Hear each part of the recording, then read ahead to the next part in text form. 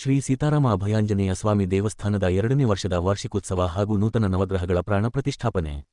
ಚಿಂತಾಮಣಿ ನಗರದ ಹೊರವಲಯದ ಕಲ್ಲಹಳ್ಳಿ ಗ್ರಾಮದಲ್ಲಿ ಇಂದು ಶುಕ್ರವಾರ ಶ್ರೀ ಸೀತಾರಾಮ ಅಭಯಾಂಜನೇಯ ಸ್ವಾಮಿ ದೇವಸ್ಥಾನದ 2ನೇ ವರ್ಷದ ವಾರ್ಷಿಕೋತ್ಸವ ಹಾಗೂ ನೂತನ ನವಗ್ರಹಗಳ ಪ್ರಾಣ ಪ್ರತಿಷ್ಠಾಪನೆ ಜೊತೆಗೆ ಬೆಳಗ್ಗೆಯಿಂದಲೇ ನವಗ್ರಹ ಹೋಮ, ಪ್ರಧಾನ ಹೋಮ, ಕಳಹೋಮ, ಪೂರ್ಣಾಹುತಿ, ಕಲಶ ವಿಸರ್ಜನೆ, ಪಂಚಾಮೃತ ಅಭಿಷೇಕ, ಪೂಜೆ, ಮಹಾಮಂಗಳಾರತಿ, ತೀರ್ಥಪ್ರಸಾದ ವಿನಿಯೋಗವನ್ನು ಹಮ್ಮಿಕೊಳ್ಳಲಾಗಿತ್ತು.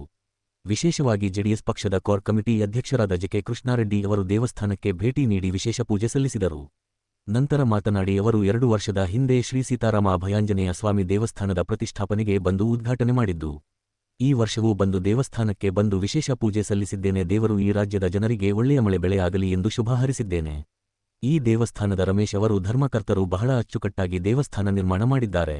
ಬಹಳ ವಿಶೇಷವಾಗಿ ಪ್ರತಿದಿನ ಸೇರಿದಂತೆ ಹಬ್ಬದ ದಿನಗಳಲ್ಲಿ ವಿಶೇಷ ಪೂಜೆಯನ್ನು ನಡೆಯುತ್ತೆ. ಇಲ್ಲಿ ಯಾರೇ ಭಕ್ತಾದಿಗಳು ಬಂದು ಕೈ ಮುಗಿದು ಪ್ರಾರ್ಥನೆ ಮಾಡಿಕೊಂಡು ಹೋದರೆ ಇಲ್ಲಿ ಎಂದಿಕೊಂಡಿರುವುದು ತಮ್ಮ ಸಮಸ್ಯೆಗಳನ್ನು ದೇವರು ನೆರವೇರಿಸುತ್ತಾನೆ ಎಂದು ಹೇಳಿದರು.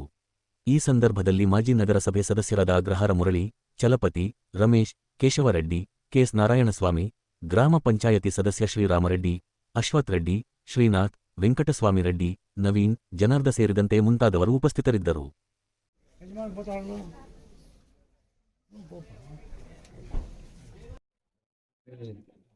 2ನೇ ವರ್ಷದ ವಾರ್ಷಿಕೋತ್ಸವ ಸಮಾರಂಭ ಆಂಜನೇಯ ಸ್ವಾಮಿ ದೇವಸ್ಥಾನ ಕಳೆದ 2 ವರ್ಷಗಳ ಹಿಂದೆ ನಾವೇ ಬಂದು ಇಲ್ಲಿ ಉದ್ಘಾಟನೆ ಕೂಡ ಮಾಡಿದ್ವು.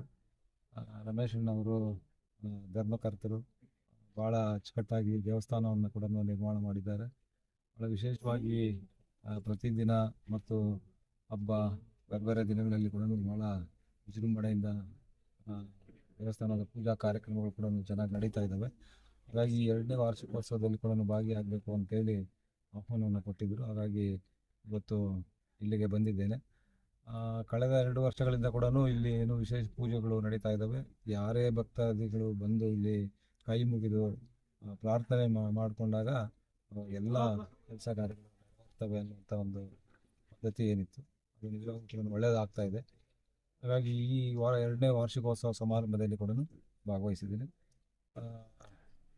ಈ ಸಮಾರಂಭದಲ್ಲಿ ಭಾಗವಹಿಸಿರ್ತಕ್ಕಂಥ ಎಲ್ಲರಿಗೂ ಕೂಡ ಒಳ್ಳೆಯದಾಗಲಿ, ಆ ಕುಟುಂಬ ಸುಖ ಶಾಂತಿ ಸಮೃದ್ಧಿ ಆಗಲಿ ಮತ್ತು ನಿಮ್ಮ ಕ್ಷೇತ್ರದಲ್ಲಿ, ಜಿಲ್ಲೆಯಲ್ಲಿ, ರಾಜ್ಯದಲ್ಲಿ ಒಳ್ಳೆಯ ಮಳೆಗಳಾಗಲಿ, ಒಳ್ಳೆಯ ಬೆಳೆಗಳಾಗಲಿ, ಎಲ್ರಿಗೂ ಒಳ್ಳೆಯದಾಗಲಿ ಅಂತ ಶುಭ ಹಾರೈಸ್ತೀನಿ.